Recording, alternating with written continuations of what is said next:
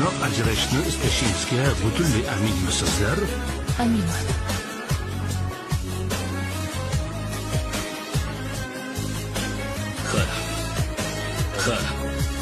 Qaror.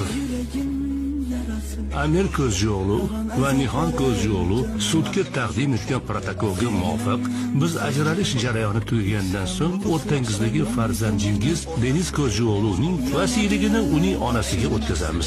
Sud majlisi tugadi. Sevmedim özlesen, sevolmasan kerak bilasan. Bugundan tashqari 2408 kun. Hayotimning eng baxtli kunlari bugun nihoyasiga yetdi. Xayr. Bir sevemen sevilmem, başıma bela buladı.